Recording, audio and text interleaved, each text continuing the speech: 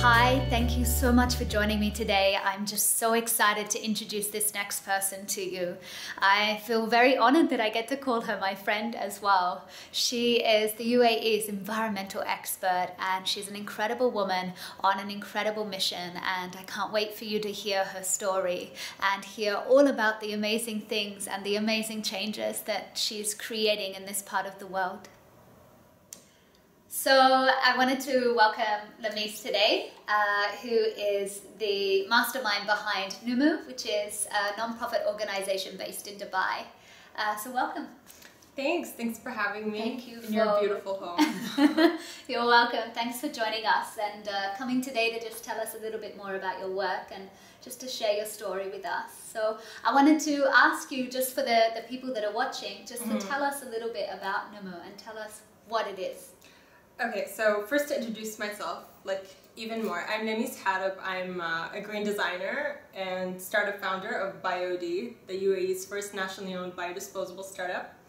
And all that actually came from Numu, as you know. Numu is a platform. It's an online platform advocating green design and biotechnology relevant to the Middle East. And there's this awareness component, but we also have projects, and the whole concept behind Numu is to have this core green concept that we have each year, and this year is our first year. And we kind of drill it in with projects that are related to it, as well as other projects that are generally, as part of the whole awareness scheme. Okay. And hopefully, I mean, this could change. Hopefully every year would be a different main core concept that would be drilled in through projects, and just get that momentum going, so we would have quantifiable change within each concept each year, and kind of build that awareness, and just kind of get the concept of green understood on a very basic level as well. Yeah, great. Yeah. So tell us a little bit more about how it kind of all came about and how you got started. Okay, so Numu was actually my master's thesis project. Okay. It was it's developed a lot since then, just to implement it into the real world, and it's been something that's on my mind actually since, it's like even before my master's. I was always interested in green design after being in regular communication design, like a very general design discipline, and and really understanding that as a designer, if you're going to solve a problem, especially of this magnitude, which is the planet, which is a very broad problem, it's really a systematic solution. And through my thesis, I realized that, okay, if I was going to solve this as a design problem, first of all, is it a design problem? The answer is yes, it is. And the second of all is, like, how do you tackle it? And you really tackle it through creating this system that tackles, you have to tackle every aspect. There's no one solution, really, to solving anything. Okay. But the good news is we do have all the technology and all the development needed to, which is crazy, we really do have that to solve everything from climate change to a lot of other things. But at the same time, you have all these industries that, they profit from the opposite of that. So Numu's whole point is to create a market for the actual solutions and kind of push that, because that's where the change happens. Okay, that's great. I hope that made sense. That's great. Yeah, and tell us, why is this important now, like this kind of movement? So this is very important now because if you've noticed, I feel like everyone's noticed, green's becoming this trend, this completely used and abused trend in marketing and causes, and I'm seeing plastic bottles being marketed as the greenest bottle, and I'm like, what? So it's just this thing that's not quantifiable. People don't really understand it as a term. It's not even a technical term. It's a color, actually. Yeah. So it's just, we're trying to elevate standards, and even just really make people understand that it's not about someone alone doing something, but it's about everyone kind of being a part of something. And it's actually, you have all these well-intentioned people that are putting in the effort, and they're really trying to be as green as they want to be, or as they're being told they should be, and still being told that you know, the planet's basically going down the crapper and it doesn't really matter. Yeah. So that's really not fair. Yeah. You know. Yeah. So we just kind of want to be able to present solutions that actually work. If, you know, they just were taking the distance, and to kind of shine on them, because a lot of people don't know what really works, and they're stuck in 80s solutions that we see have not worked so far. Yeah. So it's a lot, and I would encourage people to go to our website and check out our channel. And we do have our presentation, which I believe you've watched. Yeah. And yes. it's from our amazing. launch night, and it is, because it's a lot to talk about. Yeah. And it's a lot to put in, you know, so it's kind of hard to just like really squeeze into one video, because it is a very root change of what you think green is. Okay. So environmentalism has really been dragged through the mud, and I'm trying to just kind of not keep it as this lost cause, or, you know, this thing that you'd be attracted to if you had that naivete that everything's gonna be fine. Yeah. It can if we do certain things. Yeah. So what's the biggest challenge then? The biggest challenge, there are actually probably two challenges. The biggest challenge is that it's like people have these preconceived notions of what green is, and you know, it's okay to be educated, obviously. I'm glad people are interested in their reading and they're doing what they're doing, but then they, you know, I suddenly get flamed for like, oh my god, you're against recycling or reusing or something. I was like, not really, you know? I've been blasted for that. So I'm like, no, not really. It's just, you know, recycling is not really the term for it. It's actually degrading, and you're gonna know more about that in the presentation. Or reusing, for example. You have these, I'm just appalled when I see people like reusing bottle caps, for example, and the different alloy ones. And the thing is, if you make carpets of that and you put that in your home or something, like, that's not really meant to live long. Like, that's actually gonna start leaching toxins. And it's just, you know, better, I mean, that's even, you know, part of what I do for my job, which is BioD. It's a lot of material awareness, a lot of moving towards better materials in general. Yeah. So it's just kind of, you know, no, you're not doing something wrong, but you can do it in a better way.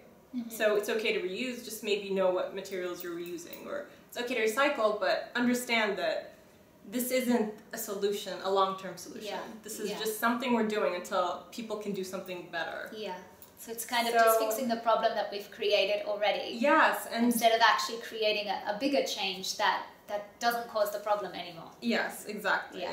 Perfectly put. Okay. And how did you become interested in environmentalism?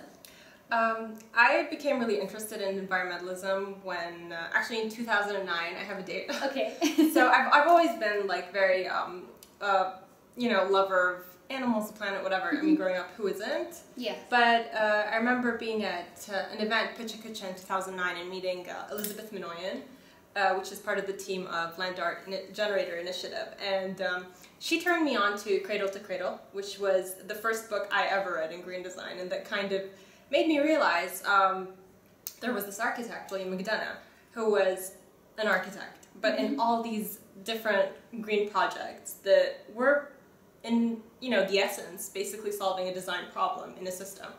So that is really the core of it, and that kind of hit me. And as a designer who likes to problem solve in general, this was the problem that I wanted to solve, and that I would want to dedicate my life's work to, if I can put it that way. Yeah. So this was where I felt like, as a designer, my passion kind of pushed me, and I have designed in luxury and advertising and other venues just because that was what I was doing at the time, to kind of get to a point where I can be doing this. But yeah, this is where my passion lies. This is where my work, I feel, is really contributing the most. Yeah. And so what projects do you have at the moment that you're doing through Numu? So our main concept, for example, and it's important for me to talk about the concept so you know why these projects exist. Our main concept is to introduce the concept of a circular economy, or a cradle-to-cradle economy versus cradle-to-grave. So because that is the spine of industry, which is production. Okay. And explain that a little more. What does that mean? That means okay, so right now we have a cradle to grave model in our industry, which is basically we make things, that we don't really take waste in mind for. So basically what a circular economy is moving towards an industry where waste is already part of the design part of making something.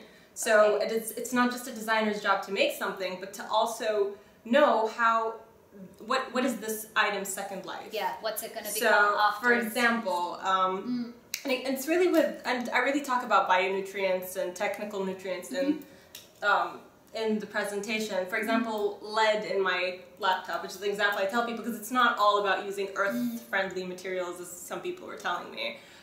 Lead in your computer is great, like it helps it work, and but you know, after that, I mean, lead in the earth or the water or whatever, that's not good. Yeah. So it's just about being able to understand, like, how is this going to be collected and used again. Yeah. It's actually better waste management too, because you know, they're not like the waste managers right now are just kind of they're just doing what they can with what they get. Yeah. Absolutely no help from the design side. Yeah. So if we had regulations and we were to design better systems, which we can, because you know, we're designing cities and we're doing all these things. Yeah. And we do actually have ways that we kind of go into the bigger schemes of things with, not just immediate things. Like, for example, this isn't a project and you don't have to go that deep with Numu, but one of the things we did, which I think was an important thing we did this year, was we were part of an open letter to the EU heads of state. And the reason we were part of that letter as an NGO was because they were being lobbied very heavily to reduce their renewable goals for 2020. Okay. And someone might be asking, okay, why do you care in the Middle East? And the thing is, the goals they set are what our leaders are going to set. So I kind of do this. There is that awareness, because you would care if you knew about that. Yeah, you know what I mean? absolutely. But you don't know about that. Yeah. So you have all these people that just, you know, they give them the right things to care about. Yeah. Instead of feeling like, oh, I don't want to care about this because it's really useless in the long run. So back to our project. One of our projects is BioD, which is my startup, and it actually was in the beginning. I was here and I just moved back to Dubai, obviously, very recently. So I was looking for companies here that were already doing or using certain materials because I wanted to use them to really highlight better materials, and I didn't find any. And we didn't even have manufacture of certain materials, and that kills me because, for example, for bagasse, we have this crazy amount of palm waste that we can be using, but we're not. So that's just one material. Sorry. You're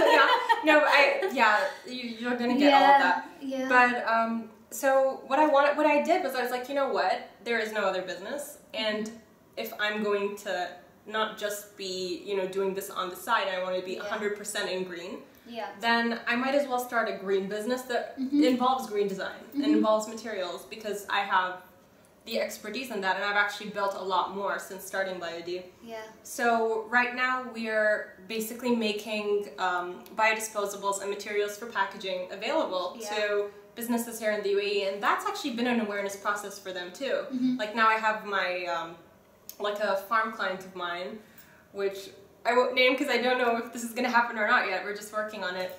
And one of the things she said, like, she can sit with me and be like, oh, can we do the blister package with PLA? She didn't know what PLA was a few weeks ago. It's a bioplastic. Right. So now they get it, and it's actually really cool to know that, okay, we're not only changing her products and really having some really exciting projects coming up with they will be iconic businesses in GCC because they're going to be the first people really going plastic free. Yeah, that's amazing. So, and showing that you can retail in supermarkets without plastic, that's insane. So, or the right plastics, let's not just, because there are bioplastics. Yes. Yeah, so, exactly. Yeah, and just, you know, having someone that gets that, you know, like, for example, I get that we live in a hot country, so I know to get, like, hard plastics, and I know to get certain things, so it's just, you know, working with someone they consult with, and I'm actually giving all my consulting for free this year just to be able to start. That's great. And just supplying the product. That's amazing. You have to, because they don't get it otherwise. You know, like no one's gonna sit with me like, oh, we want this. Yeah. They need someone to tell them what they want. Yeah, exactly. So, and that's actually encouraged more people to like be like, okay, you know what, I can sit with her for free, and I can, you know, and that really, really helps. And the thing that I like is by doing that, you're empowering people, because because people are making choices based on what they know, and when they don't know something, they can't really make an empowered choice. And you know what? They don't know people are good. That's something I realized. People are actually like, they want to do this. They just feel really, they don't have the time to educate themselves. Number one, they don't know where the hell they're going to get these things. So once you actually give them that option, it's crazy. Like, they want to get on board, and that's really encouraging. We live in a good world. The other project is we have a collaboration with Pulpworks Inc. in San Francisco. They're the engineer Paul Tasner, the co-founder, is actually a friend of mine and mentor. Okay. So hi Paul. Anyway, hi Paul. Basically, they were runners-up for Sustainable Brands Innovation London 2013, and they have these amazing package designs that are great alternatives for PVC blister packaging. And PVC is actually terrible because it's very highly toxic, and you can't actually you can't change that, and it's not a recyclable plastic. Right. So we have. So it's bad for the environment, and it's bad for us. Exactly.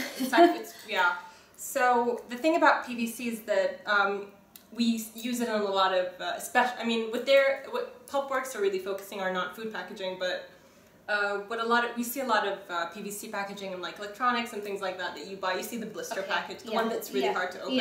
That's what it is. So they have these alternative designs for them. Right. And the cool thing is that it's all made of pulp, so it's very competitively priced. It's not this expensive material, because PLA is a bit more expensive, because it's a lab, it's a polymer you work with in the lab. Pulp is, people know what it feels like already, because they know how their cartons feel. And we're working with a manufacturing resource in Egypt to supply the Middle East. Great. So it's also, in a way, rehabbing, a part of the Middle East through a green economy or green projects. So that's just having that available and be able to do that. I would love to do more of that in the Middle East. And just, change our economy towards an economy that really isn't built on, industries that wreck the planet, but actually are in line with the planet. So that's another project, and that's a bit more for businesses. Okay. Besides, all the awareness that we do on our social media and things like that, we also have, if they go on our website, we have Ecosia, which is we're promoting Ecosia. It's a search engine that plants trees for free in Brazil, and you're going to find out why that's important if you go there. And we also have another project, but I do kind of, as you see, I'm trying to push people to go on the website, so you can find out There's a lot of information there, and I'm sure there's going to be a lot of people that want to know more. And these aren't like our only project. We actually have some little stuff coming soon. I also have a speaking series with Watani, which is a semi-government organization. So we're doing, it's in Arabic, and it's for schools, just because my launch night was in English and it's online, so. Great. So all of that. Yes, go on. You can tell me, what's your hope for the future then? Okay, my hope. I'm very open. I don't have like this one hope, but it's nice to hear people feel more empowered. And a friend, it was kind of funny. She told me the presentation was life-changing for her. It's like, really? It's like, I just see things very differently now. And that's exciting for me, because I feel like I read a lot of books and talked to a lot of people and literally moved to another country to get to that point. And for someone to be able, for me to be able to package that in like a couple of videos and get people to really be like, oh, I'm looking at things very differently, that's a shift, and that in itself, that's gonna bring a new energy to the whole, issue, if that's what I should call it. So, just that, like, being little impacts and seeing things, because it is the start, and like, growth is a process. So I'm not expecting something crazy now, but I am expecting to look back and be like, you know what, people know it better, people know more about materials. The people I know, the people around me, I don't know about you, I've talked to you a few times, but I feel like you also know more about materials now. So absolutely. People are, you know what I mean? So just kind of being a positive influence in any way. That's it's amazing, and it's everything that you're doing, all the work is just incredible. Thank you so much. Your support means a lot. Of your course, email, of course I support on his couch, right before shooting.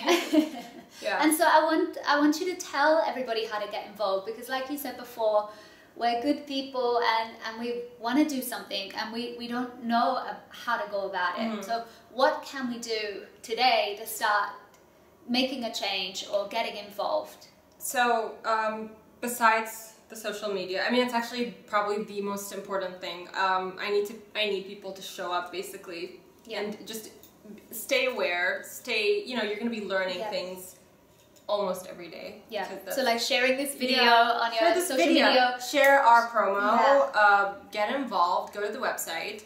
And the reason I don't have one answer right now is because we have things coming up, and next year it's going to be different. So it's just to hang around, and whenever you feel like you can do something, do it. Like just show up and do something. Yeah. Because it's really about kind of activating everyone.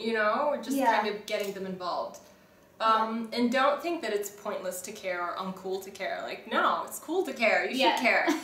So, that's the other thing. And every little bit counts. I think that's the important message as well. Is just doing what you can with what you know and just building on that, because sometimes it can seem like a big task, saving the planet, this kind of thing, and just feeling like, everything that you've spoken about, there's so many different ways that you can just get involved and create change and have an impact. Yeah, and I don't want to make this like religious or cultural, but like especially that we do have a UAE crowd, and it is in our culture and it is in our religion, like if you are a Muslim watching this. So I'm just I do kind of try to use that to get people to do things. So I'm doing that now. So and so tell us your website and your name on social media as well. Okay, yes. So our website is Numu. What is that? Is it a dash? It's a dash, right? It's a dash. Sorry. Numu-ae.org. Our Twitter handle is NUMU_AE. Our Facebook, just type in NUMU. You should find it. And even if they just go to the website, they'll find the links through there. They're all through there. Just go to the website. And underneath this video, I'm going to put all the details so that they can go directly to the website and start getting involved. And BIOD is BIOD-AE.com. So you can actually, even if you don't want to, get in touch for any reason, just go check out the materials and learn a bit more about them. Absolutely. Well, I want to thank you for coming today. Thank you so much. And just sharing your story and sharing your work. And I know you're going to have an incredible impact, not only here, but throughout the world. So thank you. Thank you so much. Thank you.